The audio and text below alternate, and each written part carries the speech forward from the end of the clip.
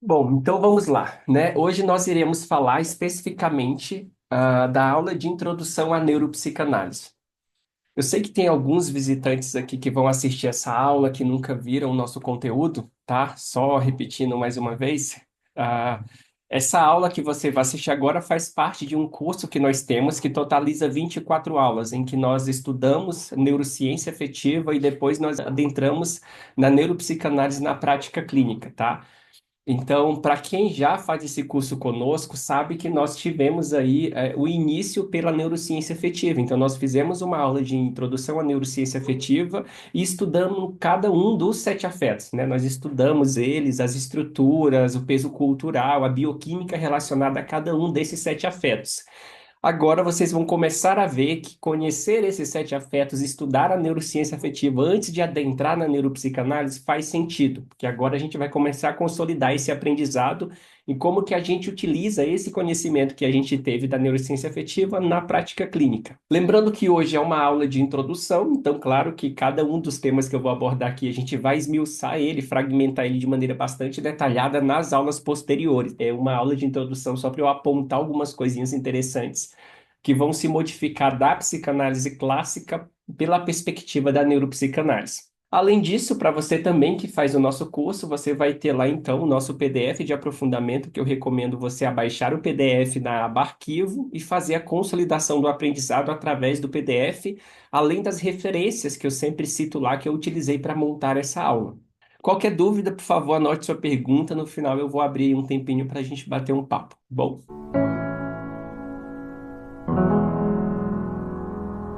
Um rápido índice para a gente poder saber quais são os tópicos que nós iremos abordar. Então, nós iremos falar sobre neurociência e psicanálise, né, trazendo um pouquinho desse cenário, dessa proposta que, de certo modo, é desafiadora, né? Eu até começo a aula já introduzindo algumas citações do Freud para dizer que falar de neurociência para psicanalistas não é uma coisa que está vindo do além, né? De certa forma, é algo que o Freud já previu. É algo que o Freud pediu, autorizou e, de certa forma, entendeu como necessário. Então, tudo que nós estamos fazendo, pesquisando, estudando conceitos psicanalíticos à luz das neurociências, era algo que o Freud já sabia que iria e que tinha necessidade de acontecer, tá? Então, vou introduzir também esse conceito para vocês. Então, para a gente falar de neuropsicanálise, a gente faz então um retorno, né, ao Freud enquanto neurologista, ou seja, o Freud, enquanto ele fazia as suas pesquisas, enquanto acadêmico de medicina, depois neurologista, e o que que o Freud fez como trabalho em neurologia, que a gente entende hoje como neurociência, pesquisas bastante minuciosas que ele fez tanto em alguns animais, né, como também no fetos humanos, estudando o cérebro. E eu queria resgatar um pouquinho dessas pesquisas freudianas para entender por que que a psicanálise nasceu de um neurologista e não de um poeta, de um filósofo, de um psicólogo, embora eles tenham, de certa forma, se apossado da psicanálise, tá? E aí eu vou falar sobre o Mark Sommers, né, que é um psicanalista e um neurocientista, teve uma formação lá em psicologia, ficou muito frustrado com a formação em psicologia, então foi fazer neuropsicologia, se frustrou bastante, foi então estudar psicanálise para entender algumas coisas, algumas respostas que ele não conseguiu encontrar na faculdade. E ele conta um pouquinho, né, dessa história dele, etc. Eu até cito um pouco da história do Mark Sommers também no livro que a gente lançou recentemente. Vou falar um pouquinho dele para vocês e por que que ele é tão importante, relevante, tanto que esse curso e a comunidade que a gente tem está totalmente baseado no trabalho do Freud, do Mark Sommers e do Jack Punk, que são os autores que a gente usa como referência aqui, tá? Porque eu entendo que quando a gente fala de neuropsicanálise, são vários autores, várias gente que estão teorizando em cima desse tema neuropsicanálise. Mas a neuropsicanálise, como base clínica, como eu consigo pegar aquela teorização que tem um embasamento científico e colocar ela no manejo terapêutico, isso tem base especificamente nesses autores, tá? Eu sei que tem um Bill, por exemplo, que é um teorizador muito grande também no campo da psicanálise, mas é para teorias, assim, para a prática mesmo, que traz, explica como que funciona, e eu entendo esses autores que eu citei aqui. Então, vou citar uma previsão freudiana sobre a psicanálise, aquilo que eu falei, que o Freud estava prevendo, né, dada a circunstância, o entorno que ele estava ali trabalhando, pesquisando, que em algum momento esse diálogo que agora está acontecendo entre as neurociências e a psicanálise iria acontecer. Então, nada mais é do que, nossa, uma surpresa para o Freud. Não, ele sabia que havia uma necessidade que em algum momento isso iria acontecer. Por isso que eu bato tanto na tecla, porque que se o cara que criou a psicanálise tem essa fundamentação, essa visão dessa necessidade neurocientífica, por que que nós, enquanto psicanalistas, né, que vemos como discípulo depois do trabalho dele, temos tanta resistência a perceber o lado positivo desse diálogo? Então é a fim também de esclarecer um pouquinho sobre isso, porque eu vou trazer essa previsão, né, de certa forma, que o Freud fez. Depois vou apresentar o conceito de pulsões, tá? O conceito de pulsão nas palavras do próprio Freud, que ele vai trazer em alguns dos seus textos, que ele vai desenvolvendo ao longo da sua carreira. Ele fala sobre o conceito de pulsão, traz uma descrição, né, bastante minuciosa sobre o que que significa pulsão, que está envolvendo o corpo, está envolvendo a emoção, etc. É uma linha entre os dois, o somático e o emocional.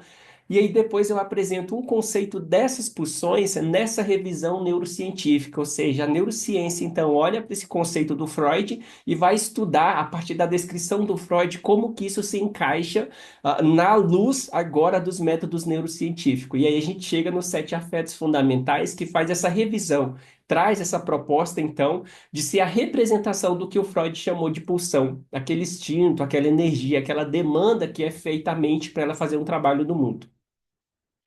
Depois falaremos sobre o conceito de homeostase, né, que o Walter Cannon vai trazer aí a descoberta do conceito de homeostase e o Freud já pensando sobre uma modificação na psicanálise a partir de uma confirmação da fisiologia, da biologia, e isso já estava acontecendo com Walter Cannon, que eu vou conectar então com aquela previsão que eu disse que o Freud tinha feito.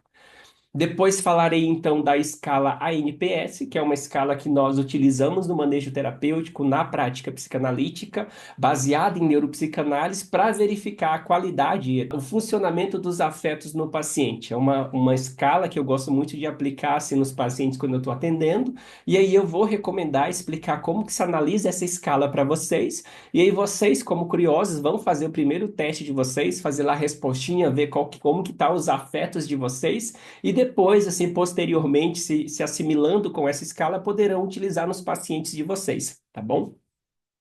E aí nós vamos para a conclusão. O que que nós entendemos disso tudo? O que que a gente pensa disso tudo aqui, tá?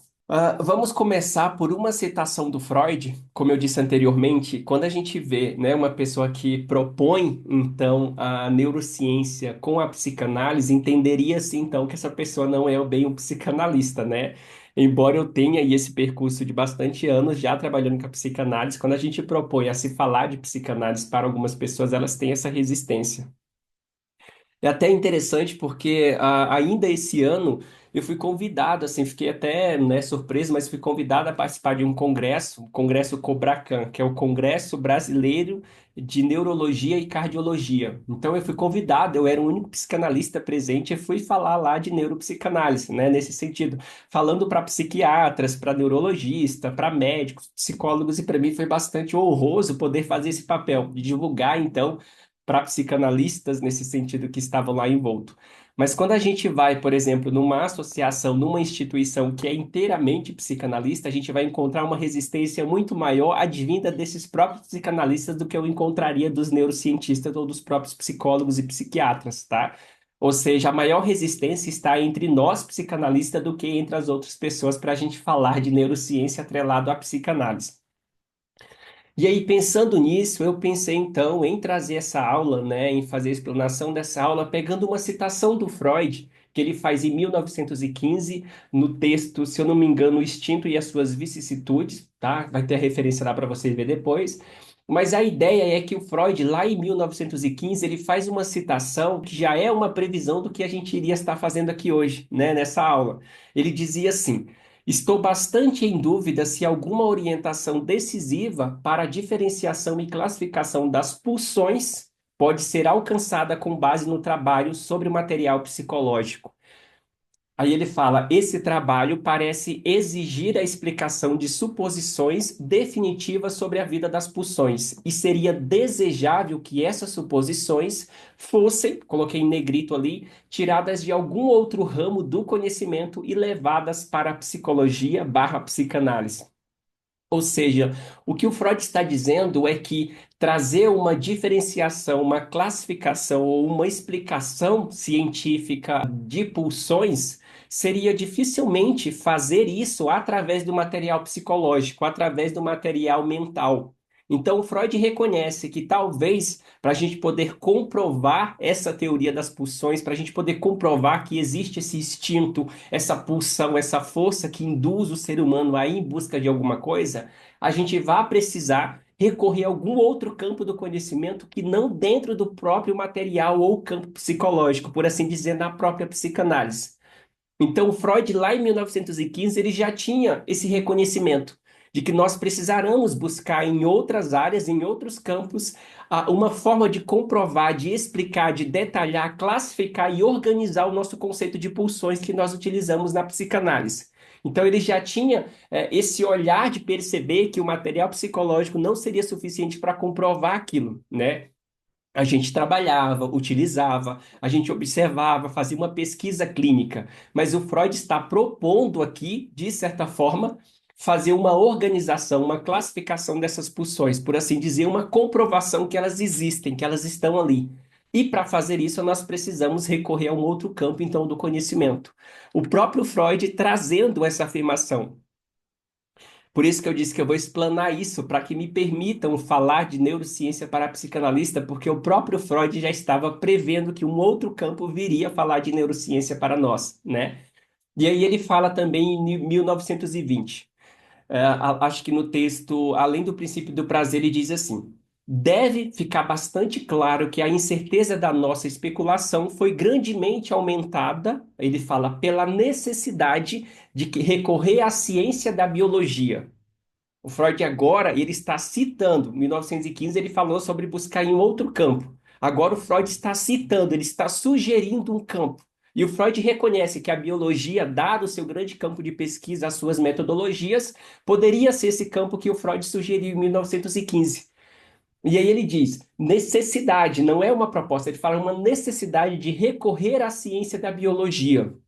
O Freud reconhecendo, a biologia é verdadeiramente uma terra de possibilidades ilimitadas. Podemos esperar que ela nos forneça as informações mais surpreendentes, e não podemos adivinhar quais respostas elas nos trará em algumas dezenas de anos. Aí ele fala, aí o Freud afirma isso, gente. Elas podem ser de um tipo que derrubará toda a nossa estrutura artificial de hipótese. O Freud está usando o conceito de artificial não no sentido de que não vale nada, não tem uma comprovação. É no sentido de que isso não tem uma validação científica, não pode ser olhado à luz dessa metodologia científica, dessa lente da neurologia, da biologia, porque naquela época ainda não se tinha essa possibilidade. E o Freud reconheceu isso. Então ele falou, elas podem, né, de certa forma, trazer respostas, trazer explicações, comprovações que poderão derrubar toda a nossa estrutura artificial de hipótese. Artificial do ponto que a gente está falando de um método clínico, de algo observacional, de algo que nós escutamos, fazemos um embasamento, uma pesquisa clínica, mas artificial nesse sentido, tá? Por que artificial? Porque é interessante, alguns conceitos que o Freud desenvolveu, ele vai trabalhar ao longo dos seus textos, do seu trabalho, o Freud vai trazer algumas modificações para esses conceitos. Um problema dos leitores brasileiros é que eles não leem a nota de rodapé. Quando nós lemos a nota de rodapé, e nem todos os conceitos que o Freud foi modificando ao longo dos seus trabalhos, ele colocou uma nota de rodapé, mas a nota de rodapé traz algumas explicações, algumas informações acerca daquela modificação. E isso abre muito campo superficial, o Freud está falando disso, porque uma escola, ou um autor, ou um analista pode, por exemplo, falar daquele conceito de uma forma, pode interpretar aquele conceito de uma outra forma. Então se torna artificial. E aí o Freud percebe que tem que recorrer a uma ciência da biologia para trazer essa classificação, essa organização, essa solidificação dessa pulsão que eu falei que existe, desses conceitos analíticos que eu falei que existe. Eles são superficiais porque cada um, lendo um texto do Freud, tende a interpretar da sua maneira, com a sua própria lente. E a partir do momento que nós classificamos isso pela lente da neurociência, da biologia, como o Freud diz, nós estamos organizando, estamos solidificando esse conceito. Então, em 1915, o Freud já percebe que isso deveria vir de um outro campo. E aí, em 1920, o Freud está sugerindo que isso virá da biologia. Porque, como ele diz, é verdadeiramente uma terra sem limites, tá? Para a gente buscar, então, respostas.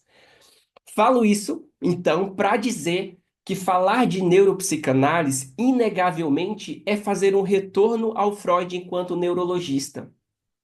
Gente, eu bato tanto nessa tecla que a psicanálise ela não foi criada, ela não foi desenvolvida por um poeta, ela não foi desenvolvida por um psicólogo, ela não foi desenvolvida, por assim dizer, por um filósofo.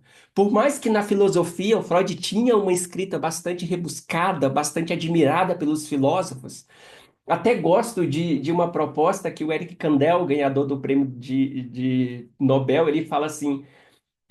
Se a psicanálise quiser continuar, né, sendo admirada, ela vai ficar muito bem. Ela tem um respeito muito grande do lado dos filósofos como Michel Foucault, como do Sartre, etc. Ela faz esse papel muito bem. Agora, se a psicanálise quer seguir o caminho que o Freud propôs, não como filosofia, não como reflexão, não como poema, não como literatura, mas se a psicanálise quiser seguir o caminho que o Freud propôs, esse Freud de 2015 que estava preocupado com uma comprovação, esse Freud de 2020 que estava sugerindo a biologia como forma de classificar essas pulsões, esses conceitos, se nós formos, enquanto analista, psicanalista, seguir o conceito, a proposta do pai da psicanálise, esse neurologista, então a gente tem que olhar para a psicanálise como um método clínico, como um método de tratamento que olha para a demanda, que proporciona saúde mental, que trabalha sintomas dos pacientes. Se é essa psicanálise que nós queremos manter atualizada, eficaz para trabalhar a saúde mental na sociedade contemporânea, nós precisamos subjugá-las às metodologias e às pesquisas neurocientíficas, porque era esse o desejo do Freud. E aí eu falo, se o Freud, então, que veio antes, percebeu isso, via essa necessidade, o Freud não queria uma psicanálise que pertencesse à literatura. O Freud não criou uma psicanálise para ser utilizada somente no campo da filosofia, no campo da reflexão, para ser admirada, para ficar como lacaniano falando de uma forma tão bonita, né? Ter tanto vocabulário robuscado para utilizar. O Freud utilizou isso para ser utilizado na prática clínica, para proporcionar saúde mental. Então, quando o Freud fala se a gente vai ter que submeter a psicanálise a passar pela ciência da biologia e as respostas que poderão vir dessa subjugação poderão derrubar toda a nossa teoria, ou seja, de forma a modificar aquilo que nós já estamos trabalhando. E esse é o desejo do Freud neurologista, porque foi o neurologista que tinha uma base científica, uma base de pesquisa, uma base neurocientífica bastante grande, que levou então o Freud a ter capacidades de criar psicanálise. A psicanálise poderia ter sido criada por muitas outras mentes brilhantes. Quantas mentes brilhantes o Freud não trocou carta, porque já existiam no seu tempo? Mas nenhum deles traziam essa experiência específica do Freud como neurologista, se preocupando agora com o material psicológico, com material que não é possível visualizar, né, como a neurose nesse sentido. Ou seja, falando de neuropsicanálise, nós estamos então fazendo um retorno ao Freud neurologista. E quem foi então o Freud neurologista? O Freud, para quem não sabe, ele era um exímio desenhista, né? Um exímio desenhista nesse sentido de desenhar partes do cérebro, partes do corpo humano. Aqui vocês podem ver nessa imagem que eu peguei de um livro muito raro do Freud, chamado Diagramas, né, da neurologia à psicanálise, ou seja, esse campo do neurologista estudando, investigando, pesquisando, chegando a desenvolver, a criar então a psicanálise. O Freud fez inúmeras ilustrações como essa. Para vocês terem uma ideia, o Freud, como desenhista dessas partes do corpo humano, ele começou em 1876. O primeiro desenho do Freud foi feito em 1876, esse que vocês estão vendo. O Freud tinha aproximadamente 20 anos de idade. Então, o Freud tinha 20 anos de idade, trabalhava no Instituto de Fisiologia em Viena, e ele começou então a fazer essas pesquisas neurocientíficas. Agora eu pergunto, qual psicanalista, né, qual psicanalista tem interesse nesse tipo de trabalho, nesse tipo de pesquisa, nesse tipo de teorizações? Aqui o Freud, por exemplo, ele está olhando as células nervosas. O Freud está percebendo que algumas células estão ligadas umas às outras, mas algumas outras células estão apenas encostadas, né, nesse fiozinho ali, nessa ramificação que o Freud não sabia, mas essa ramificação, hoje, a partir da neurociência, nós entendemos como os axônios. É o que liga esses neurônios, uma célulazinha à outra, né? E aí o Freud começa a perceber, então, que há uma ligação entre essas células, elas se comunicam. E essa comunicação, na teoria do Freud, se dava por essas ramificações desse tecido, que é o que nós entendemos hoje, então, como os axônios, né? Que é coberto por essa bainha de mielina. Então, ele vai estudar essas células, ele vai estudar essas células de acordo também no tecido cerebral, tentando compreender o sistema nervoso. Em específico, nesse desenho, Freud estava teorizando, claro, né, o de um animal. Freud estava olhando o tecido nervoso de um animal e percebendo, então, essas micro-observações dele e começava a desenhar, a tentar traduzir essas ideias de forma visual. De novo, superficial é aquilo que eu consigo imaginar, teorizar. Aqui o Freud estava tentando tornar essas ideias, essas visões, essas pesquisas dele visual, de forma que ele pudesse demonstrar, não apenas explicar para o outro, né? Então, por isso que ele fez esses desenhos, esses rabiscos específicos às células nervosas. Isso aqui é um trabalho de um neurologista, é um trabalho de um neurocientista se preocupando em entender aquilo que ele estava observando, aquilo que ele estava vendo na sua frente. A partir desses desenhos, então, Freud consolidava uma ideia e ele podia teorizar a partir de algo visual, a partir de uma ideia que ele conseguiu mensurar, replicar, tá? Então, trouxe essa imagem raríssima para vocês para demonstrar, então, que aqui a gente está falando do neurologista, do rapaz de 20 anos fazendo a sua pesquisa nesse Instituto de Fisiologia de Viena, ok? Um outro desenho bastante raro, acredito que todo mundo já, a maioria de vocês já deve ter lido aquele famoso livro, né, do Freud, que é o Pequeno Hans, né, o caso do Pequeno Hans, acho que eu tenho esse livro ali, em que o Freud, através dos relatos do pai, o Freud vai então, de certa forma, tentar auxiliar, ajudar o Pequeno Hans, entender o que ele está tendo ali, o que ele está sofrendo, o que que está cometendo ele como sintoma. E aí o Freud começa então, né, a partir disso, de novo, Freud atendendo o paciente nesse sentido e ele começa a fazer esses diagramas, ou seja, fazer esses rabiscos, né, acerca do que o Hans está sentindo, do que o Hans está passando. E ele começa a colocar ali embaixo, por exemplo, tem o Hans. Esse Hans, que é o paciente dele, está conectado a um pai, que também está conectado a um cavalo, que está conectado, ou seja, a símbolos. E aí, de novo, trazendo, né, o quanto que o símbolo é importante na teoria psicanalítica, nas ideias do Freud. E o Freud começa a fazer esse rabisco, de novo, como forma de compreender, não apenas nesse campo mental, mas de forma visual, visualizar a ideia dele, tornar ela material, a partir do que aquele Hans está sofrendo. De novo, a gente está vendo aqui o Freud, né, trazendo essas teorizações e trazendo isso para o papel, desenhando, rabiscando, tentando compreender.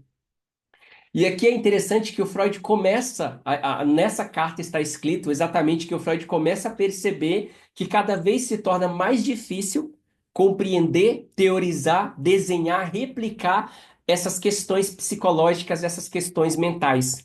Ou seja, cada vez se torna mais difícil eu compreender, à luz dos meus diagramas, dos meus desenhos, o que, por exemplo, está acontecendo com um paciente chamado Pequeno Hans e nesse cérebro dele, nesse sintoma dele, o que está se apresentando? Então, ele tenta fazer um diagrama para tentar conectar essas ideias, tentar entender através desse símbolo, desse diagrama, o que, que pode estar sendo acometido. Então, ele vai dividindo ali essa energia psíquica dos rãs através desses estímulos, o cavalo nesse sentido simbólico, o pai nesse sentido simbólico.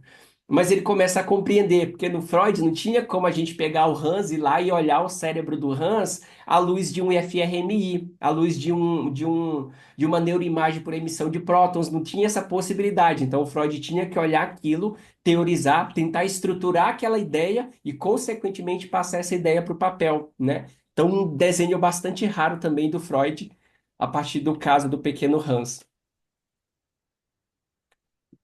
Uma outra imagem que eu gosto muito, assim, essa é a única, esse é o único desenho que o Freud ousou, a gente fala o Freud neurologista ou Freud neuropatologista, tentando desenhar o cérebro. Então, o Freud desenhou ali de uma forma bastante perfeita, né? A gente fez a teorização do cérebro ali, e ele começou, então, a partir dessas estruturas, ele falou se o cérebro que ele estava visualizando lá tem, de certa forma, uma lesão nessa área específica. O Freud começou a perceber, então, que lesão em determinadas regiões iria alterar o comportamento, né? E lembrando que naquele tempo, gente, a pessoa tinha que morrer, ou seja, a pessoa morreu, faleceu, a gente consegue olhar para o cérebro dela e aí, a partir dos sintomas, do estado do cérebro dela, perceber por que que ela tinha determinado comportamento, tá? Então, o aprendizado era após o falecimento daquele indivíduo. E aí o cérebro, os Freud olhava para esse cérebro e percebia, então, se tem umas lesões aqui, etc., a pessoa vai ter uma dificuldade na fala, né? Só que aí o Freud começou a perceber, dado essas visualizações, essas ideias e pesquisas dele como neurologista, que alguns problemas psicológicos que os pacientes apresentavam, por exemplo, as próprias neuroses, não tinham uma lesão específica no cérebro. Ou seja, o paciente não tem uma lesão, o cérebro dele está intacto, mas ainda assim ele apresenta esses sintomas neuróticos. E aí o Freud começa a perceber que nem tudo que o paciente sente pode ser explicado à luz, então, né, da neurologia daquele tempo, à luz daquelas pesquisas, daquelas visualizações. Ou seja, o paciente está aqui, ele está sofrendo de uma neurose, mas esse paciente está intacto, ele não sofreu nenhum acidente, não apresenta nada que justifique a sua neurose. E aí o Freud começa a pensar, então existem algumas coisas que as pessoas sentem que não está relacionado ou não é possível ver o cérebro delas enquanto elas estão sentindo aquilo. E aí o Freud começa a reconhecer, então, que de fato, naquele momento, não era possível fazer a investigação, o tratamento ou continuar o seu campo de pesquisa a partir desse método observacional, a partir desse método de olhar para o cérebro e entender a consequência de um cérebro com lesão. E é interessante que o Freud começa então a perceber que se eu não consigo trabalhar uma neurose do ponto de vista fisiológico, olhando para o cérebro, tentando entender esse cérebro, eu posso trabalhar então essa neurose a partir de um material psicológico. E aí, quando eu falo para vocês que essa ideia de que o Freud só deixou a neurologia de lado porque o Freud foi se casar, precisava se casar e não tinha dinheiro e tinha muito neurologista naquela época, não é totalmente verdade. Existe uma fundamentação aí. Mas existe uma base, né? A gente fala os bastidores por trás, que o Freud reconheceu, muito inteligente nesse momento, que se eu for continuar trabalhando com esse material de visualização fisiológico, eu não tenho metodologias, eu não tenho FRMI, eu não tenho tecnologia suficiente para tratar os meus pacientes que sofrem de neurose. Então, eu vou trabalhar com o material psicológico, aquilo que eu não vou precisar dessa tecnologia nesse momento, não vou precisar dessas pesquisas fisiológicas nesse momento. Reconhecendo isso, então, o Freud parte para a ideia de estudar as neuroses, os sintomas do paciente de um ponto de vista fisiológico, né? Beleza, então nós temos aí o Freud, né, reconhecendo que em algum momento a neurociência viria a trazer uma possibilidade da gente estudar, né, esses conceitos que ele desenvolveu a partir desse material psicológico, mas que essa neurociência, de certa forma, poderia trazer algumas coisas que iriam revisar teorias que ele já havia construído, como ele disse, que poderiam derrubar todas as nossas hipóteses, superficiais de tratamento, tá? Nossas hipóteses psicológicas. E aí acontece que um cara chamado Mark Solomons, esse senhor simpático que vocês estão vendo na foto, que está inclusive no divã, no próprio divã do Freud, vai fazer então uma proposta, né, de olhar todos os conceitos freudianos à luz das possibilidades neurocientíficas que nós temos nesse momento. Gente, estou sendo bastante repetitivo, mas para deixar claro, lembra do Freud em 2015, dizendo que a gente precisava de um campo que fizesse isso para as nossas teorias? E aí lembra do Freud em 2020, dizendo que isso viria da biologia, que poderia derrubar todas as nossas hipóteses superficiais? Então, chega um cara chamado Mark Sommons, que tem uma formação em psicologia, vai estudar neurociência e, frustrado com os ensinamentos, então, da academia, etc., ele vai, então, estudar psicanálise, faz uma formação em psicanálise e se interessa, porque a psicanálise, diferente das psicologias, das neuropsicologias, ou mesmo da neurociência cognitiva, olhava para o indivíduo e percebia que aquele indivíduo não era só o cérebro dele. O cérebro dele produzia alguma coisa que não dava para se visualizar através desse método investigativo, desse método neurocientífico, dessa pesquisa de imagem. Ou seja, existe alguma coisa que esse cérebro produz que causa a mente, a neurose que o Freud também não conseguiu estudar porque não havia tecnologia naquele tempo. E aí o Mark Sommers fala, Freud, pensando aqui metaforicamente, Freud, agora nós podemos olhar aquelas lesões, nós podemos olhar para o que esse cérebro produz, nós podemos olhar o que significa uma neurose, porque agora nós temos tecnologia para isso. E aí, então, o Mark Sommers vai começar especificamente pelos sonhos. Até então, o Freud defendia muito a ideia de que o sonho era o acesso, né, o caminho, a estrada para o inconsciente. Era o sonho que permitia acessar esse inconsciente, a via régia, como ele falou. E aí todo mundo dizendo, não, o sonho não tem essa fundamentação, os sonhos são apenas resquícios que acontecem do sono REM, etc. E o Mark Sommers falou, e se nós pegarmos então os sonhos que o Freud tanto defendeu e olharmos o sonho à luz da metodologia neurocientífica? Resumindo, o que o Mark Sommers conseguiu comprovar é que, na verdade, os sonhos que o Freud tanto dizia que era importante, que era a realização de uns desejos inconscientes, de fato é a realização de um desejo. Hoje, a neurociência comprova especificamente que a região que mais se ativa durante o nosso sonho é o que os cognitivistas chamam de sistema de recompensa. É o que nós, neuropsicanalistas, chamamos de sistema seeking, sistema de busca. Ou seja, é nesse sonho, enquanto está sonhando, que o indivíduo está tendo esses sonhos que permite ele buscar ou cognitivista realizar um desejo, alcançar uma recompensa que não lhe é possível na vida desperta, no estado de vigília. Ou então, a partir disso, o Mark Sommers falou: olha, o Freud tinha razão. O Freud tinha razão. De fato, os sonhos é a realização de um desejo. O Mark Sommers comprovando isso, que os sonhos não só é a realização de um desejo, como, de certa forma, os sonhos não dependem do sono REM como até então acreditavam, todos os olhares viram-se novamente para a psicanálise e reconhecem a sua importância. Olha só, a teoria do Freud que ele tanto defendeu tem uma fundamentação. Gente, nós ainda vamos estudar em outras aulas que a ideia de que os sonhos era apenas resquício foi catastrófico para os psicanalistas, porque até então a psicanálise ela tinha um respaldo, ela tinha uma dominância, né, no meio acadêmico, no meio psiquiátrico. E aí, a partir do momento que veio a teorização de um cara chamado Robson e vai dizer que os sonhos são apenas resquícios do sono REM e que, na verdade, os psicanalistas são charlatões porque estão pegando, atendendo o paciente, cobrando taxas para atender paciente, para interpretar aquilo que é só resquício do sono REM, que não tem nenhuma função. E aí, quando o Mark Somos vem, então, e comprova que não, os sonhos são sim a realização dos nossos desejos. Quando você sonha, aponta para um desejo que você tem. O seu sistema de recompensa cognitivista ou o seu sistema de busca, o seeking neuropsicanalista, é o que mais se ativa, é o que tem mais hiperatividade. A partir desse momento, então, o Mark Sommers, né, pegando então essa teoria dos sonhos do Freud, olhando a partir da metodologia científica, chegando nesse resultado que o Freud tinha razão, ele disse: então nós podemos pegar os outros conceitos da psicanálise e agora olhar esses mesmos conceitos que o Freud teorizou à luz das metodologias neurocientíficas. E aí nós vamos estar realizando uma previsão do Freud, como nós vamos estar realizando o desejo do neurologista Freud, que é de olhar para as teorias psicanalíticas à luz da biologia, da fisiologia. E é o que o Mark Somos hoje se propõe a fazer. Então, quando nós falamos de neuropsicanálise na prática clínica, o Mark Somos é a maior referência dentro desse campo neuropsicanalítico. E mais, para vocês terem uma ideia, o Mark Somers não é qualquer pessoa. Ele passou aproximadamente quase 30 anos traduzindo todos os trabalhos do Freud do alemão para o inglês. Ou seja, ele começou por todos os trabalhos neurológicos, todas essas pesquisas, essas imagens que eu mostrei para vocês aí, ó, estão todas nesse livro aqui. Então, nesse livro aqui, vai ter vários desenhos, diagramas que o Freud faz, e o Mark Somers estava pegando a tradução de tudo isso do alemão neurológico e trazendo para o inglês.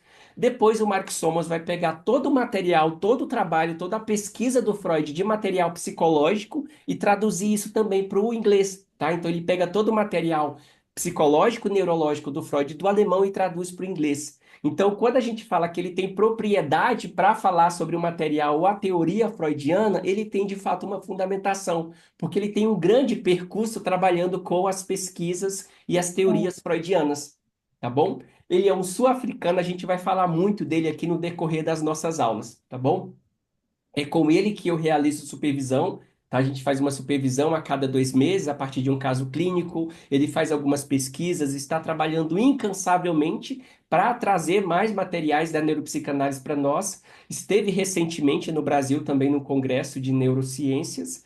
E é um cara aí que está trazendo uma contribuição significativa. Talvez, não é uma promessa, mas talvez eu ando trocando alguns e-mails com ele e talvez eu consiga trazer ele para ministrar uma aula para nós lá no curso da nossa comunidade de neuropsicanálise. Mas claro, se ele vier dar uma aula no curso de neuropsicanálise, vai ter que ser, não vai ser ao vivo, porque depois eu vou ter que traduzir, né, trazer, legendar essa aula para vocês, mas é uma possibilidade também, tá bom?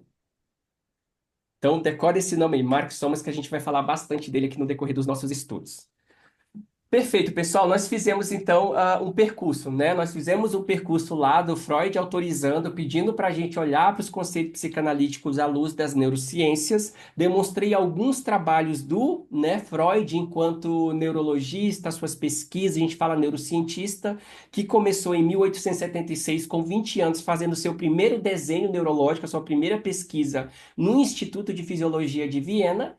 E depois, em 1933, né, o Freud fazendo ali, ou seja, 4 anos antes da sua morte, fazendo seu último desenho, né, a partir dessa observação neurocientífica de pesquisa.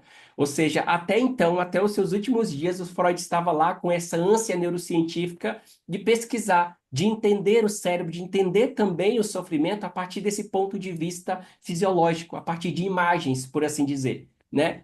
E aí o Freud, né, fazendo, então foi divulgado depois que o Freud faleceu em 1940, ele morreu em 1939 em Londres, e aí postumamente foi publicado esse texto do Freud que ele não tinha concluído, ele não tinha revisado.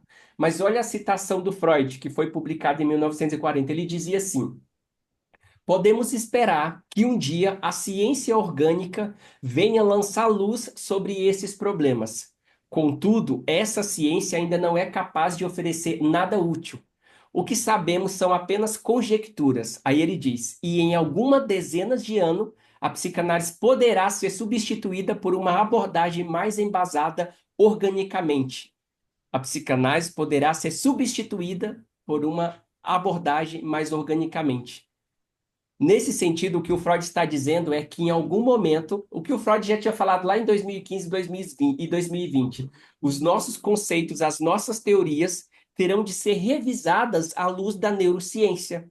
E essa revisão, né, poderá derrubar todas as nossas teorias superficiais, tá? Ele está dizendo isso. E aí o Freud, mais um texto do Freud lá que foi publicado em 1940, que está divulgando isso, tá? Que em algum momento em dezenas de anos, ele diz que as neurociências e a biologia poderia trazer, lançar luz sobre os nossos próprios conceitos. Não obstante, existia próximo ao Freud, né? Foi em 1932, Freud faleceu em 1939 e aquele texto foi publicado em 1940. Em 1932, ou seja, um pouquinho antes da divulgação do Freud, não era uma dezena de anos para frente, mas quase uma dezena de anos para trás, Walter Cannon, tá? Trouxe então um conceito que modificou tudo aquilo que nós entendemos como saúde. Ele trouxe o conceito de homeostase. O que que esse conceito significa dizer? Que o seu corpo, o seu organismo está o tempo todo trabalhando de forma automática para te manter dentro de um campo de homeostase.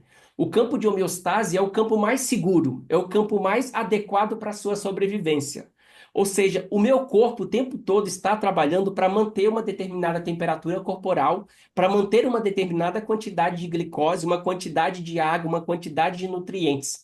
À medida que falta essa água, à medida que falta esse nutriente, à medida que a minha pressão diminui, esse corpo ele sinaliza para mim que eu saí da minha homeostase. À medida que eu sair da minha homeostase, eu preciso fazer um trabalho no mundo para retornar para essa homeostase. Ou seja, quando a gente fala da nossa biologia, do nosso organismo, temperatura, os nossos órgãos, eles trabalham de forma automática para nos manter dentro desse estado de homeostase. Homeostase, a grosso modo, significa sobrevivência. O que que é necessário para eu sobreviver? Para eu sobreviver bem, uma temperatura ideal, uma quantidade de glicose ideal, uma quantidade de água ideal. E a partir desse momento, então, o organismo fica o tempo todo. Quando falta, por exemplo, glicose, o organismo sinaliza, você sente fome. A partir do momento que sente fome, você vai lá no mundo, realiza, pega alimentos, etc., e retorna de novo para essa homeostase. Se eu não tivesse esse campo de homeostase, esse organismo trabalhando o tempo todo para me direcionar para essa homeostase, eu não sobreviveria, tá? Então é uma questão de sobrevivência. Então, em 1932, o Walter Cannon vai teorizar, tá, esse conceito de homeostase, que era aquilo que o Freud estava prevendo que iria acontecer, tá? Em algum momento vai vir um conceito aí que vai olhar para as nossas teorias. Para chamar atenção para como que esse conceito de homeostase do Walter Cannon se aplica dentro do campo da psicanálise freudiana, eu vou trazer aqui uma descrição do próprio Freud do que significa uma pulsão. O Freud vai dizer: a pulsão nos aparece como um conceito na fronteira. Olha esse detalhe, um conceito na fronteira entre o mental e o somático, ou seja, o físico, aquilo que eu consigo sentir, e o mental, aquilo que eu posso pensar, construir, fantasiar. Então, uma fronteira entre o mental e o somático, como representante psíquico dos estímulos originados dentro do organismo que alcançam a mente. Aí ele fala como uma medida da demanda feita à mente, ou seja, o nosso corpo, esse sintoma, de certa forma, aquilo que nós sentimos, o que é somático, fazendo uma solicitação, fazendo uma demanda, fazendo um pedido para essa mente, para ela fazer algum trabalho, para ela buscar alguma solução. Aí ele fala, em consequência de sua conexão com o corpo. Ou seja, essa pulsão, ela está conectada ao nosso corpo, mas segundo Freud, ela também está conectada à nossa mente, porque ela traz um sintoma que o nosso corpo sente esse sintoma e ao mesmo tempo sinaliza para essa mente quando esse sintoma está acontecendo. Então, Freud está dizendo que existe alguma coisa que está conectada entre o nosso corpo e a nossa mente, que nós experienciamos a partir de um sintoma, aquilo que nós sentimos, que é somático, que ele deu o nome de pulsão. Pulsão por quê? Porque é uma energia, é um impulso que induz você a buscar alguma coisa, um impulso que te leva a buscar uma solução no mundo, né? Por exemplo, quando você sente uma falta de alimento, ou seja, baixou a minha glicose, o meu organismo sentiu que faltou glicose. O que que o organismo faz? Ele sinaliza para você, isso é somático. Eu sinto uma fraqueza, eu sinto uma pressão baixa. Quando essa pulsão sinaliza para você, etc., que faltou, é essa pulsão que vai induzir você a mentalmente elaborar uma solução. Ou seja, eu vou na geladeira, vou fazer um pedido, vou preparar uma comida. Ou seja, um impulso, uma necessidade a partir desse sintoma que conversa com essa mente para eu buscar uma solução para esse sintoma, para aquilo que é somático. Tá? Isso é a descrição do Freud do que seria uma pulsão. E aí nós vamos olhar essa mesma descrição, tá? Do Jack Panksepp acerca agora dos sete afetos fundamentais. Lembra que eu falei que ia conectar e que nós estudamos nas outras aulas os sete afetos fundamentais? Nós estudamos cada um dele, a estrutura que ele está localizada, a bioquímica relacionada, como que se manifesta, da onde vem, como que foi teorizado, como que se construiu esses afetos, né? Para quem ainda não assistiu às aulas, vá lá assistir os sete afetos fundamentais. O Jack Panksepp, então, mais recentemente, no seu livro de 2012, The Archaeology of Mind, que foi aquele livro que vocês estão recebendo cada capítulo de acordo com o afeto que a gente foi estudando, ele vai trazer uma descrição do que significa o afeto. Ele fala: os afetos primários são sistemas emocionais básicos que emergem do cérebro profundo. Cérebro profundo, o nosso sintoma, aquilo que nós sentimos, ligado diretamente à biologia e às necessidades dos organismos. Eles constituem a cerne da experiência emocional e são fundamentais para os comportamentos motivados. Comportamentos motivados se alinham com o conceito que o Freud chamou de pulsão, aquilo que nos leva a realizar um trabalho no mundo. Necessidades dos organismos, aquilo que é somático, aquilo que nós sentimos e que nós precisamos buscar. É essa conexão que o Mark Somos está fazendo do que significa a pulsão e o que é essa pulsão quando nós temos um olhar neurocientífico para essa teoria, para essa descrição do próprio Freud. Ou seja, aqueles afetos que nós estudamos, gente, eles são o que nós entendemos como pulsão. Esses afetos que nós estudamos são o que o Freud teorizou como id. Olha que interessante, esses sete afetos que nós estudamos, a gente pode, a grosso modo, dizer que eles são o id. Por que que eles são o id? Porque eles são primitivo. Lembra que o Freud vai descrever o id como uma força primitiva? Existe o id, existe o ego, existe o superego. Esse id é essa parte mais primitiva. O Freud até chega a comparar o ser humano, quando o Freud disse isso, que o ser humano compartilhava esse desejo, essa pulsão, essa instância primitiva com os outros animais. O Freud vai dizer que essa pulsão basicamente é motivada por uma energia. Existe uma energia que está presa nesse id, que está reprimido de certa forma. E aí, de certa forma, esse id às vezes ele vem à tona, ele se manifesta através do ato falho, ele se manifesta através de uma livre associação, ele se manifesta nos nossos sonhos. Então, esse id que o Freud está se referindo, dentro do campo da neurociência afetiva, é essa força primitiva. Por que que é uma força primitiva, gente? Porque isso aqui não está armazenado na nossa região na nossa região cortical.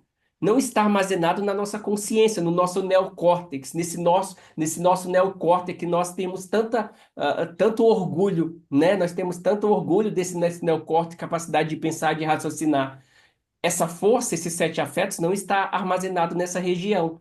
Lembra quando nós estudamos os sete afetos? Todos eles estavam localizados nessa região subcortical, nesse cérebro mais primitivo. É por isso que eles são uma força primitiva. É por isso que eles são uma pulsão, aquilo que é comparado com os outros animais. Por que com os outros animais? Porque a maior parte dessas pulsões que o Freud vai dizer, desses afetos, não estão presentes somente nos seres humanos, mas estão presentes no cachorrinho que você tem em casa, está presente no cavalo que está lá no pasto, está presente num jacaré que está lá no lago. Ou seja, nós compartilhamos essas forças primitivas, porque assim como eu tenho necessidade de buscar um alimento quando eu sinto fome, um réptil, um cachorro também tem necessidade. Ele somatiza aquilo também. Aquilo vem como sintoma para ele, tá? Então, o que que eu estou dizendo aqui? Que aquilo que o Freud descreveu como pulsão, como id, aquilo que é primitivo, está armazenado nessa região subcortical, nesse cérebro mais primitivo. Para vocês terem uma ideia, algum desses afetos tem cerca de 500 milhões de anos. 500 milhões de anos. E aí eu falo para vocês, quando Freud teorizou, ele disse que havia, né, o Freud deu um nome de libido para uma energia, para aquilo que levava o indivíduo a se motivar, a se movimentar na vida, a buscar na vida. Essa libido, a gente vai estudar isso de uma forma mais detalhada em outra aula, essa libido se relaciona especificamente, diretamente com esse sistema psíquico, que é o sistema de busca. Esse sistema de busca aqui, gente, não tem a ver com o nosso sistema de recompensa especificamente, porque o sistema de recompensa ele é bastante cognitivista, tá? Porque o sistema de busca ele vai liberar a dopamina na antecipação, é na imaginação. Eu gosto muito de pegar uma metáfora assim. Imagina que você está planejando muito encontrar uma pessoa que você gosta. Você vai viajar para determinada cidade e vai encontrar a pessoa que você gosta muito. Essa preparação, essa ânsia de comprar passagem, de arrumar a mala, de pegar o carro, começar a ir, só esse percurso até a chegada vai liberar 70% da dopamina, do prazer que você vai sentir. Os outros 30% de dopamina você vai liberar quando você alcançar a recompensa, tá? Esse sistema de busca, ele não depende especificamente da recompensa. Ele é ativado a partir do momento que você precisa de alguma coisa. Se eu precisar de alimento, é o seeking que vai me fazer ir até a geladeira. Se eu precisar de água, é o seeking, que é mediado por essa dopamina, que vai me fazer buscar um copo de água lá na cozinha.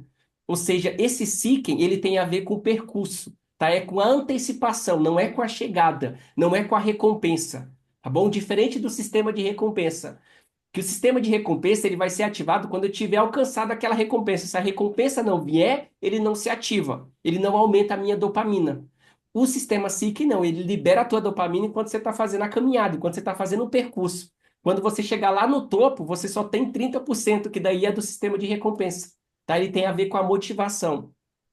Se o sistema psíquico não existisse, se essa força libidinal que o Freud fala, essa energia, se ela não existisse, como que eu, né, teria necessidade, por exemplo, teria força, motivação para ir em busca de um alimento?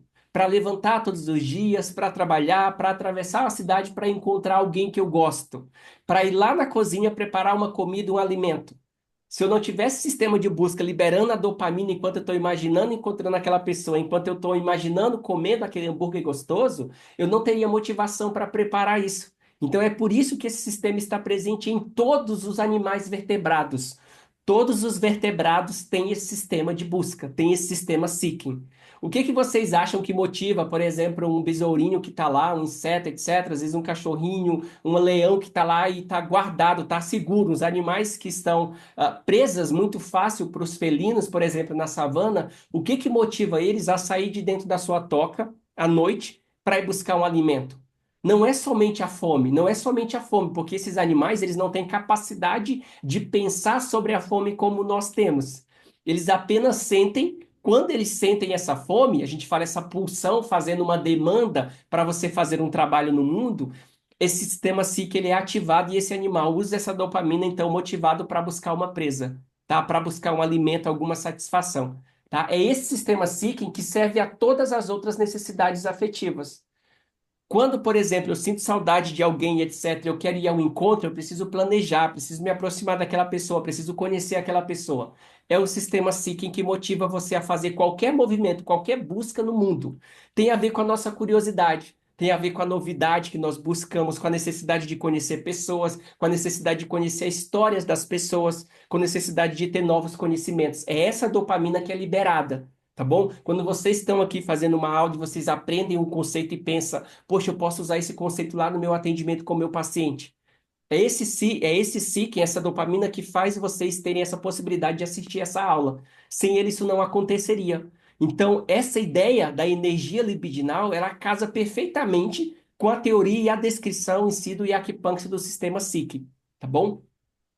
Então, nós temos esses 7 sistemas que vocês estão sabendo deles mais do que eu, porque a gente estudou cada um deles. A gente tem a aula lá no nosso curso, na plataforma, né? A gente tem o seeking, que tem a ver com a busca, o buscar o tempo todo. Nós temos o fear, que seria o medo. Medo quando tem uma ameaça, medo quando tem um predador. Aquilo me motiva a correr, a fugir, a me resguardar de um possível predador, de um possível perigo, uma ameaça. O sistema rage que me faz brigar, atacar aquilo que se coloca entre mim e a minha recompensa, entre mim e aquilo que é precioso para mim. Esse rage que tem a ver com a testosterona, que tem a ver com o estrogênio, que faz eu defender o meu território. Tem a ver com a ocitocina para as mulheres, que faz ela defender a sua cria, tá? O panic grief, que significa vínculo. Todas as vezes que um filhote fica longe do seu cuidador, da sua cuidadora, ele vai sentir uma descarga de capa opioide.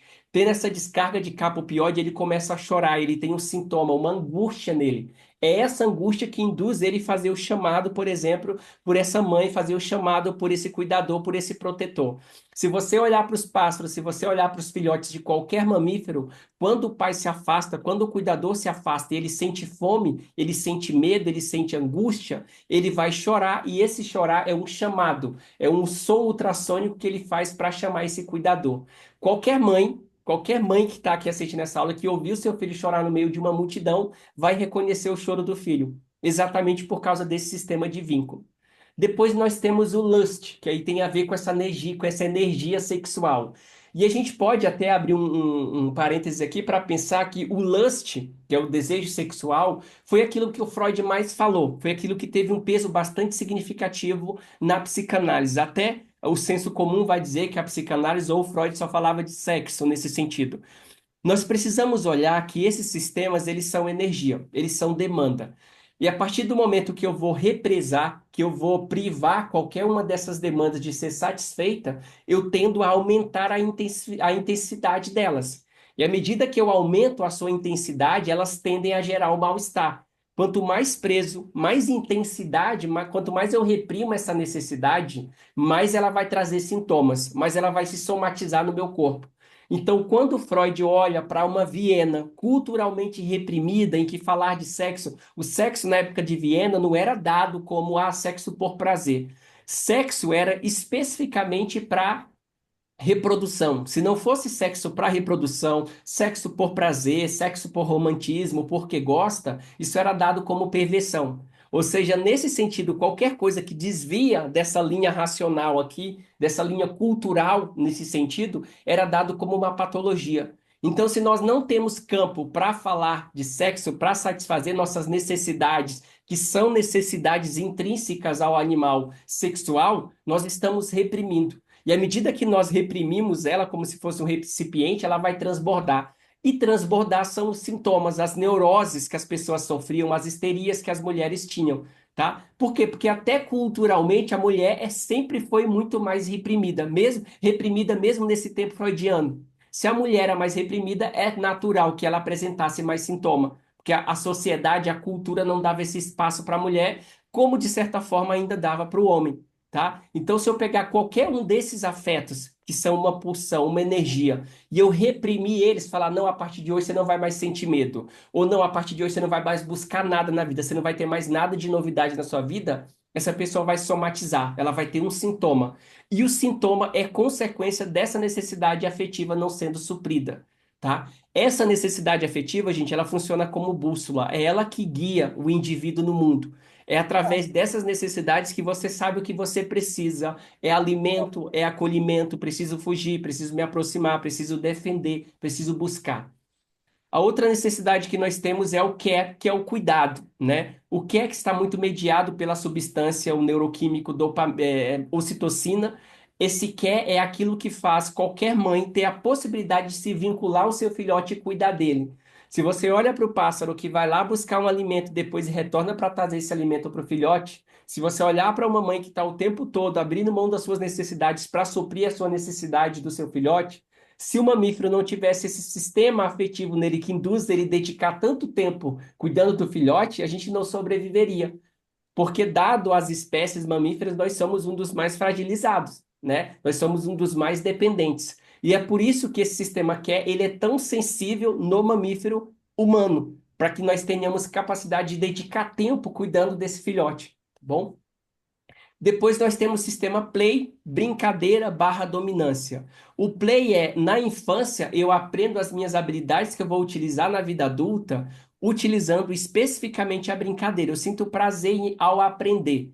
Mas na vida adulta, essa brincadeira se torna dominância, ou seja, a sensação, a necessidade de dominar, de ter uma saciedade suprida. Ou seja, eu falei na outra aula sobre o sistema play que até então, você ser o mais forte, você ser o mais dominante, era a forma de você ter um melhor parceiro, escolher uma melhor parceira, escolher o melhor alimento, o melhor local, né? Ou seja, a dominância, o status, o líder, garantia que ele tinha possibilidade de satisfazer as suas outras necessidades. À medida que eu tenho a sensação que eu não domino, à medida que nós temos a sensação de ser humilhado por esse capitalismo, por assim dizer, nós temos sintomas, nós adoecemos. E eu falo para vocês, se a gente pega para medir o sintoma das pessoas que estão nas redes sociais hoje, cada pessoa que está lá postando uma foto, compartilhando um vídeo, compartilhando um post, um momento feliz, e essa pessoa não recebe tanto like quanto todos os outros 10 amigos que ela tem, essa pessoa ela não vai se sentir dominante. E só porque ela não se sente dominante, porque ela não recebeu todos os likes que os amigos receberam. Então, nesse sentido, o ambiente de dominar modificou. Hoje as pessoas podem experimentar crise de ansiedade a partir do momento que elas não estão dominando. Elas podem experimentar ansiedade a partir do momento que elas sentem medo da exclusão, da rejeição social, do não pertencimento, da não conexão, né? Então são vários sistemas afetivos que vão desencadear alguns outros sintomas. Todos esses afetos estão nessas regiões subcorticais, tá? Mas eu marquei aqui para vocês três sistemas específicos que só tem esses três sistemas em vermelhos, eles estão presentes somente nos mamíferos, tá, pessoal? Então nós temos 7 sistemas. Desses 7 sistemas, 4, Seeking, Fear, Rage e Lust, está presente em qualquer vertebrado. Qualquer vertebrado tem esses 4 sistemas afetivos, mas apenas os mamíferos têm esses 3 sistemas afetivos, que é o do vínculo, o do cuidado e o da brincadeira, tá? Isso é imprescindível saber. Por isso que eu falo que, por que que seu cachorro às vezes não vai experimentar ansiedade? Ele vai migrar da raiva para o medo com muita facilidade. Fala que a diferença entre o cachorro experimentando a emoção e nós experimentando a emoção é que nós pensamos sobre as nossas emoções. Nós alimentamos as nossas emoções, nós fantasiamos a partir das nossas emoções e aí nós intensificamos elas, né? Mas nesse sentido, tá? Três desses três sisteminhas afetivos estão somente nos mamíferos. E aí eu aproveito, pessoal, para fazer um adendo, né, quando a gente fala de neuropsicanálise. Vocês podem perceber que todos esses sistemas afetivos estão presentes nessa região subcortical. Nenhum desses sistemas afetivos, pessoal, está presente no nosso cérebro superior, nesse neocórtex, essa parte em amarelo, essa parte em verde, essa parte em azul superior. Nenhum desses afetos estão ali. Todos esses afetos estão ligados, estão estruturados, localizados nessa região mais subcortical, mais primitiva. E aí, quando eu falo para vocês que não é qualquer neurociência que dialoga com a psicanálise, e que eu tenho defendido tanto que é neurociência afetiva que mais dialoga com a psicanálise, é por causa disso. Porque quando a gente fala de outras neurociências, neurociência genética, neurociência cognitiva, neurociência comportamental, essas neurociências elas vão se focar, elas vão ter uma ênfase, tá? Nessas regiões mais corticais, nessas regiões mais desenvolvidas, que é essa parte mais cognitiva, essa capacidade de racionalizar. A neurociência afetiva vai fazer o contrário e vai se interessar por essa região mais primitiva, por esse cérebro reptiliano que o Paul MacLean ia chamar, por esse cérebro límbico. Ou seja, a neurociência afetiva, em nome do Jack Panksepp, vai dizer que o nosso cérebro ele evoluiu como uma árvore, então foi de baixo para cima. Eu preciso compreender o tronco dessa árvore, o tronco cerebral, preciso compreender esses galhos, esse sistema límbico, para então eu conhecer e compreender esses frutos e essas folhas, que são os nossos pensamentos, a nossa racionalização. Então, nenhuma outra neurociência olha para essa região mais subcortical, mais primitiva, que está em todos os animais.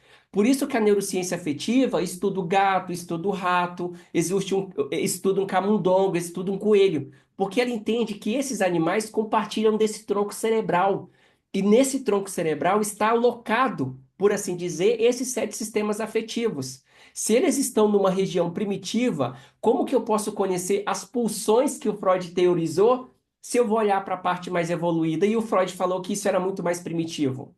Como que eu vou localizar essa pulsão nessa região neocortical mais evoluída de 60, 70 milhões de anos, sendo que eu tenho uma estrutura nesse cérebro que tem aproximadamente 500 milhões de anos? Então eu tenho que olhar para essa estrutura, é para o primitivo, tá? É por isso que a neurociência afetiva é a que mais dialoga com os conceitos freudianos do que qualquer outra neurociência. Tá bom? Então tenha um interesse específico em neurociência afetiva, que ela foca nessa região mais subcortical. E aí vamos falar para vocês então, assim, para que que existe, né, Eduardo, essas pulsões? Por que que esses afetos, por que que o Freud disse que essa pulsão existia? Por que que o Jack Panksepp foi lá e comprovou que essas pulsões existem e elas servem para quê? Basicamente, as pulsões servem para nos manter no estado de homeostase. É isso que as pulsões fazem, tá, pessoal? Elas servem para isso. Elas nos levam ao ambiente, ela nos induz a buscar soluções para os nossos sintomas, para aquilo que nós estamos somatizando.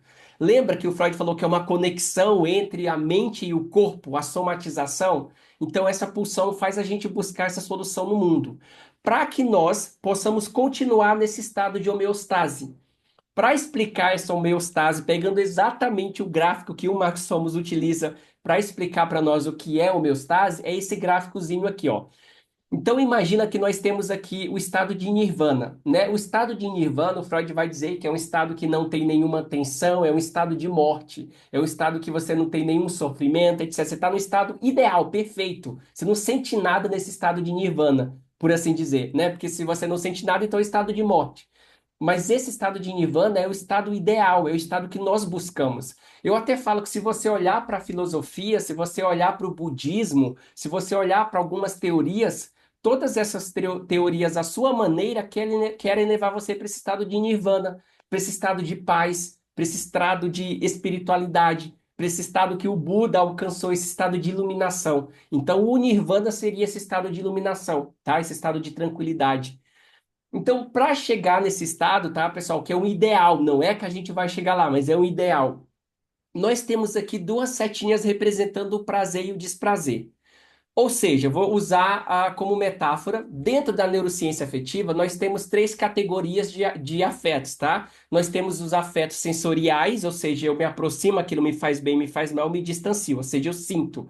Nós temos o afeto homeostático, que é sede, fome, necessidade sexual, necessidade de tomar água, então isso é afeto homeostático. E nós temos o afeto que seria essa necessidade emocional, tá? Então, nós trabalhamos em neuropsicanálise com essa necessidade emocional. São esses afetos emocionais que sinalizam para nós quando nós sentimos alguma coisa que está prejudicando a nossa sobrevivência.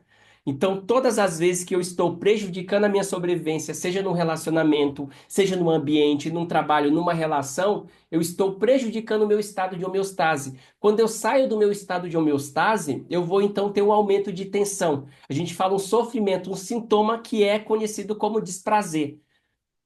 Nesse sentido ou seja, você tem uma pulsão, vamos colocar lá, eu tenho necessidade de vínculo, né? De repente eu estou no relacionamento, eu não estou me sentindo muito conectado àquela pessoa, não estou me sentindo próximo o suficiente daquela pessoa. Quando você sente essa desconexão, esse rompimento de vínculo, por assim dizer, você tem um sintoma. Qual que é o sintoma que você vai ter? Uma ansiedade. Pô, vou ter uma ansiedade. De onde está vindo essa ansiedade? Você tem um sintoma em vista. Esse sintoma de ansiedade está mostrando para você que você está sentindo desprazer. Se eu estou sentindo desprazer, eu estou seguindo essa seta vermelha. Quanto mais eu sigo essa seta vermelha, mais aumenta essa tensão, mais aumenta esse sofrimento, mais aumenta esse sofrimento. À medida que eu consigo restaurar esse vínculo, né? Ah, vou restaurar esse vínculo, conversei com a pessoa, expliquei como estou me sentindo, fui lá na terapia, falei sobre aquilo, melhorou. Eu estou retornando agora para esse estado de homeostase. Ou seja, existe um estado ideal, onde emocionalmente, ou como emocionalmente você tem que sentir. Que você tem que se sentir numa relação, que você tem que se sentir num grupo, que você tem que se sentir numa sociedade. À medida que você não se sente incluída, pertencente, é suficiente nessa relação, você vai ter um desvio dessa homeostase, porque você está sentindo exclusão. E à medida que você sai da homeostase, você tem um aumento de tensão, tem aumento de sintoma, tá? Então, esse estado aqui é isso, é um lugar, como se fosse um pêndulo, um relógio. Nós temos que estar nesse estado ideal de homeostase. O que eu sempre falo, gente, é que o estado ideal de homeostase, a homeostase é um conceito, ela é o ideal. Ninguém vive plenamente na homeostase. Se vivesse plenamente na homeostase, a gente não precisaria, pelo menos não do ponto de vista mental, né, psicológico. A gente não precisaria de terapia, a gente não precisaria de análise, tá? Então, basicamente, todas as vezes que o paciente vem até você buscar uma análise, buscar uma terapia, ele está aumentando, ele está com esse estado de tensão dele aumentado. Quanto mais o estado de tensão está aumentado, mais sintoma eu tenho. Se eu estou tendo sintoma, gente, eu tenho uma dessas necessidades afetivas aqui que não está sendo suprida. Será que eu não estou buscando o suficiente? Eu não tenho liberdade para buscar? Será que eu sinto medo de alguma coisa? É medo desse pai? É medo dessa mãe? Medo desse parceiro? Medo desse mundo, desse grupo? É medo da rejeição? Será que é raiva? Eu sinto raiva daquela pessoa porque ela não me dá amor. Eu sinto raiva dessa pessoa porque ela não cuida de mim. Eu sinto raiva dessa pessoa porque ela não me deixa pertencer. Ou seja, existe um afeto em desvio. E sempre que uma dessas necessidades afetivas não forem supridas, elas não forem atendidas, significa que nós vamos aumentar o nosso estado de tensão. E aumentando o nosso estado de tensão, nós estamos tendo sintomas, tá? Desprazer, aumento de tensão, desprazer, aumento, diminuição de tensão, prazer, tá? E aí, como que a gente mensura isso, né, dentro do nosso trabalho? Ah, como que no trabalho a gente faz isso, Eduardo? Como que eu vou verificar se o paciente está com uma necessidade, por exemplo, de vínculo em desequilíbrio? Será que ele não está sentindo esse vínculo dentro do grupo, na amizade, no trabalho, na família, no relacionamento, né? Ou seja, a primeira coisa, você vai olhar para os sintomas que o paciente apresenta, tá? Nesse curso aqui, nós vamos fazer um estudo de cada um desses afetos, assim, como que eles se apresentam na clínica, e aí vocês vão conseguir mensurar, através dos sintomas, qual que é o afeto em desvio. Mas, para além disso, nós temos uma ferramenta específica que eu adoro muito, que foi baseada nos 7 afetos fundamentais, que vocês podem aplicar no paciente, pode mandar para o paciente vai preencher essa escala, e aí nós vamos conseguir mensurar como que está a qualidade desses afetos. Esse estado azulzinho aqui representa a homeostase, ou seja, um estado ideal, normativo, por assim dizer, tá? E aí, de repente, o paciente vai lá, vou, sei lá, tô na segunda, na primeira consulta, você vai mandar essa escala, o paciente vai preencher. O paciente preenchendo essa escalinha, ele vai ter um resultado, vai vir um gráfico em cima desse. O ideal é esse azul, tá? O ideal é o gráfico azul para dizer que a pessoa está tendo uma necessidade de medo legal, ela não está tendo desencadeamentos, gatilho que está desregulando esse medo, essa necessidade afetiva. Ela está tendo um vínculo suficiente, então está ok ali também no Panic Grief, tá? E aí, de repente, vocês vão enviar, o paciente vai. Depois eu vou pedir para vocês preencher. Acho interessante que vocês preencham também a escala, tá bom? Para vocês saberem como que está a necessidade afetiva de vocês, tá? Quando o paciente preenche, é esse resultado que ele tem. Assim, basicamente, cada pessoa vai variar, tá? Mas o azulzinho aqui, o verdezinho, é a homeostase ideal. O vermelho é o resultado, tá? O vermelho é o resultado. Se vocês forem, por exemplo, avaliar esse gráfico, o que que significa?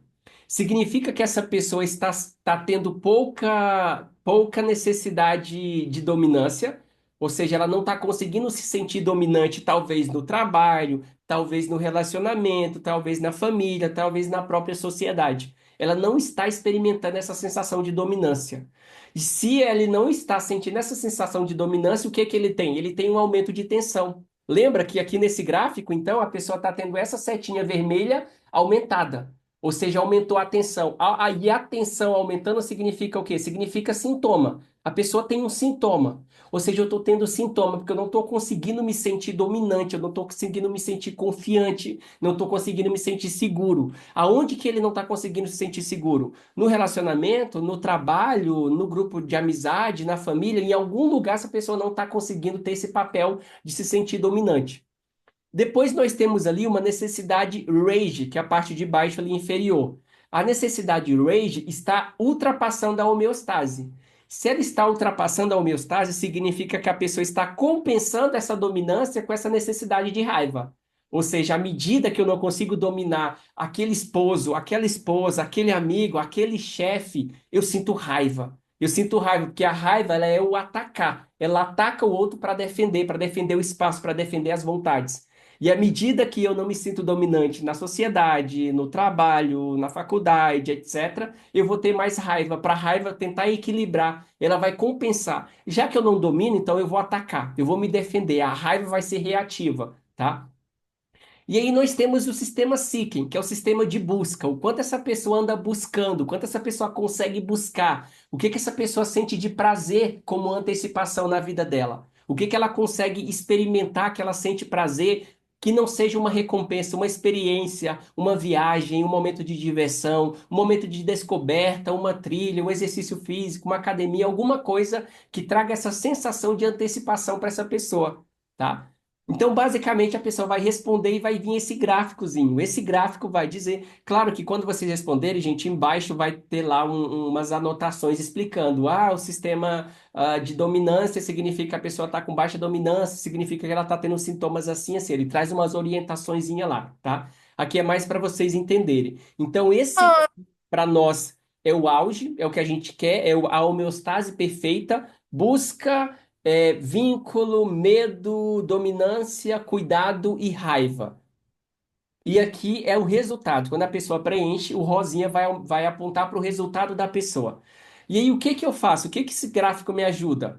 Ele me ajuda a eu desenvolver habilidades, estratégias, manejo terapêutico baseado em reequilibrar essa necessidade de raiva e também reequilibrar a necessidade de dominância e também reequilibrar o sistema de busca. Será que essa raiva dele que ele está sentindo é porque ele tem a interpretação que ele não está dominando?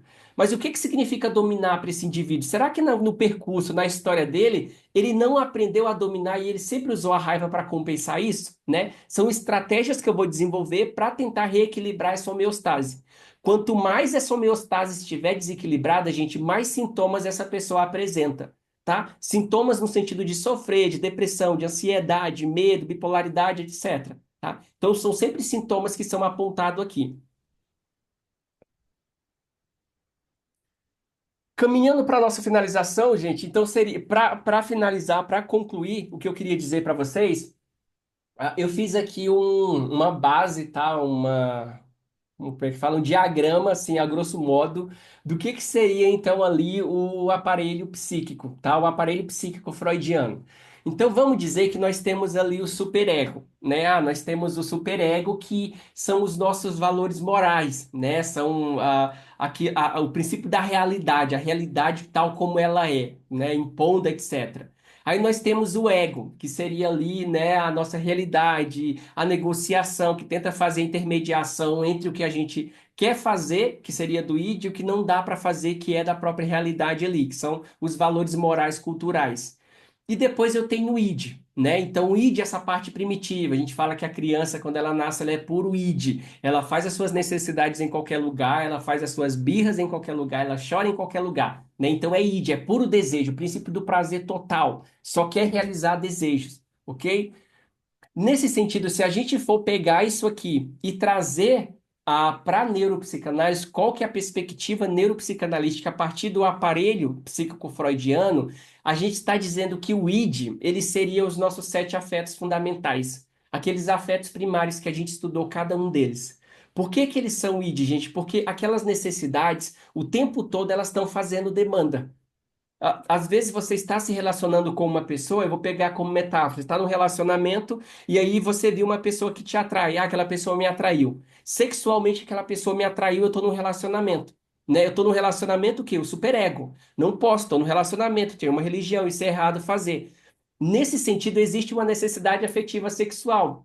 E aí, o que que você faz? Você fica tentando negociar, não, mas eu não posso fazer, é errado, etc. Então, à medida que você reprime isso, que você reprime a sexualidade, nesse sentido, isso vai trazer um sintoma. Você vai sentir alguma coisa. É a mesma coisa se você tem uma necessidade de vínculo, o id, eu tenho uma necessidade de vínculo.